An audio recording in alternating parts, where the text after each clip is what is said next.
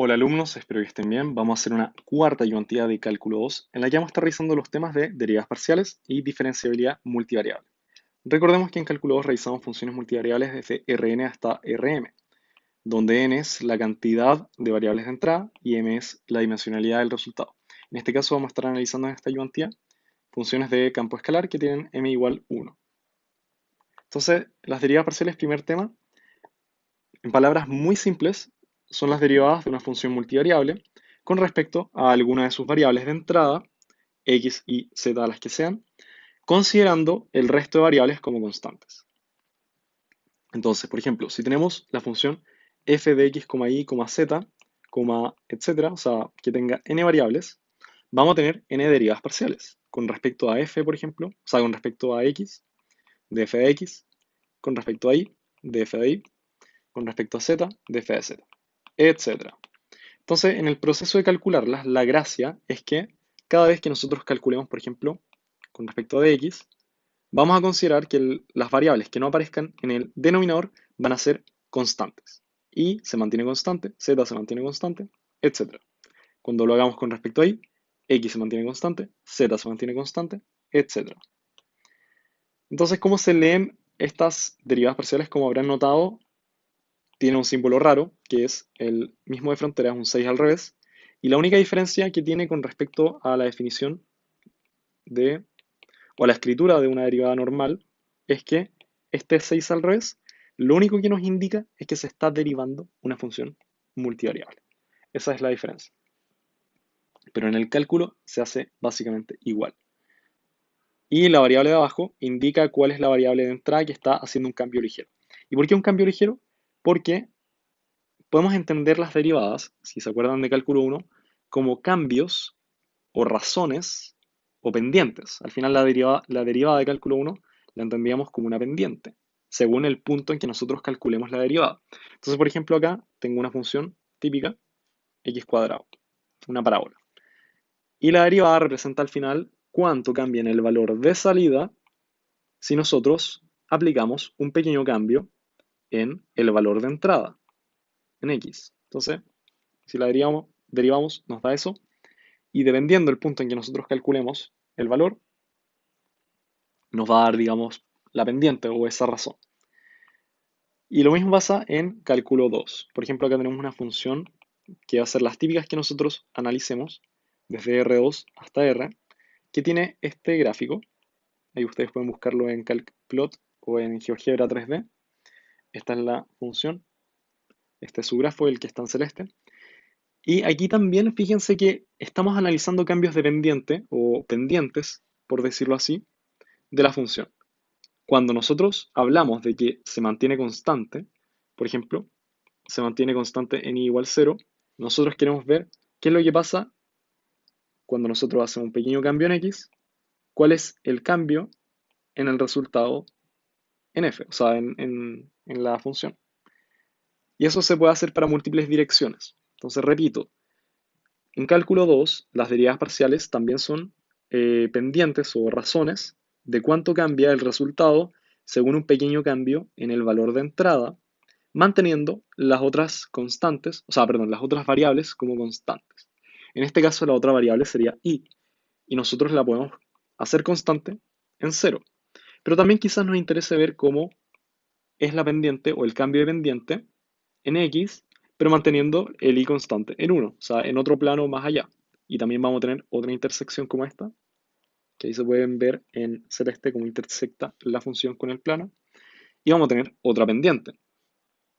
Acá, por ejemplo, la pendiente quizás sea más chata o acá sea más alta, pero al final la idea es ir viendo cómo cambia el resultado según un pequeño cambio. Y aquí la idea es revisar cuánto es ese pequeño cambio. Porque, claro, es muy fácil decir un pequeño cambio y no dar un valor numérico. Entonces, para eso se utiliza la definición, o para eso lo vamos a revisar con límites, que es la definición formal de derivada parcial. Al igual que nosotros definimos en cálculo 1 una derivada parcial, o sea, perdón, en cálculo 1 una derivada con un límite. Bien, entonces, por ejemplo, acá consideramos una función de R2 hasta R, f de x, y. Vamos entonces a calcular por definición las derivas parciales. Entonces, ¿cómo se hace? se calculan por separado y se calculan con respecto a algún punto x0 y 0. Estos son números reales. Entonces, por ejemplo, la primera es df de x y la segunda es df de y en algún punto, o sea, evaluado en algún punto, x0 y 0. Y se define como el límite de un pequeño incremento. Este es el pequeño incremento que nosotros estamos haciendo.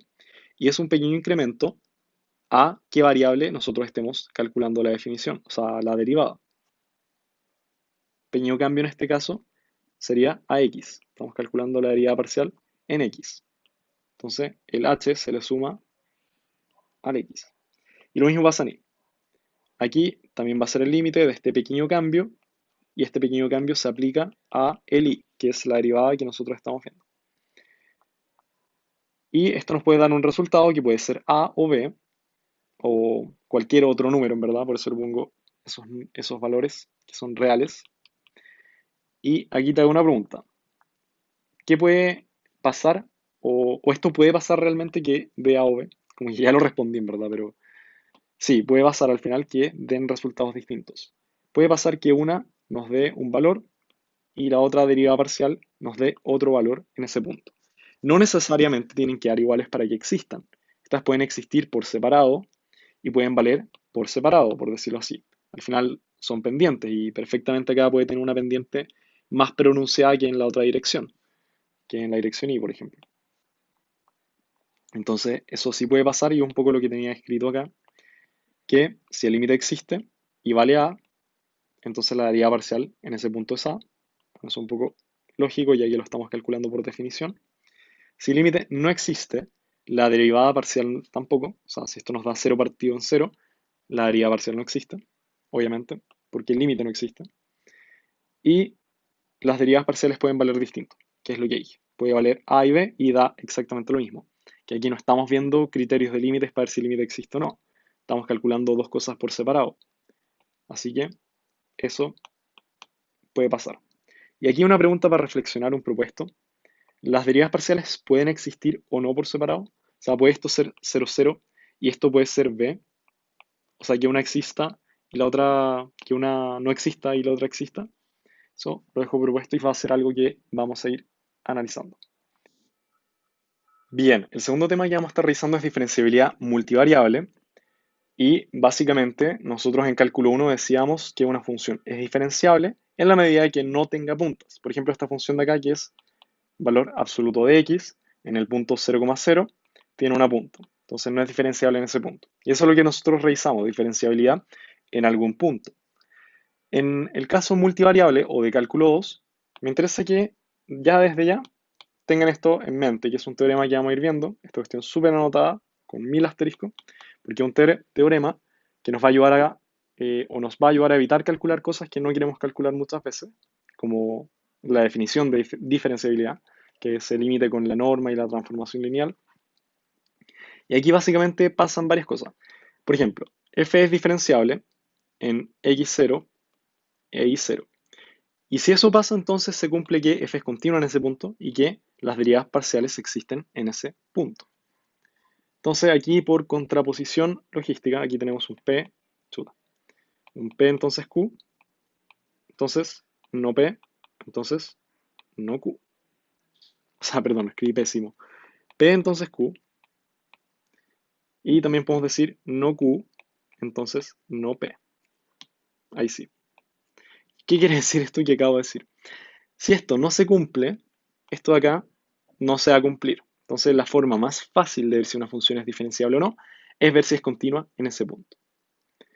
Y bueno, también pasa lo mismo con esto de acá. Pero también lo que nosotros vamos a querer hacer es verificar esto.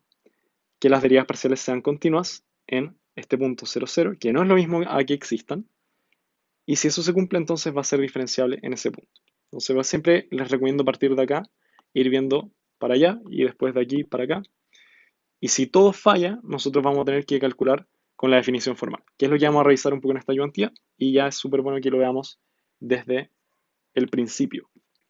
Entonces, la definición formal de si una función es diferenciable o no es que si se cumpla este límite. O sea, cuando este límite de acá sea cero, vamos a decir que la función es diferenciable. Un poco lo que vieron en clase.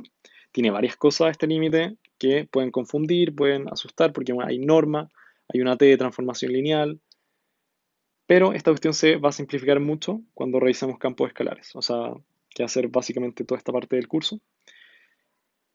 Y bueno, ¿qué son los elementos que hay acá adentro? Acá hay un h tendiendo a cero, y este h al final es nuestro pequeño incremento, o al final es lo que nosotros queremos que sea nuestra diferencia.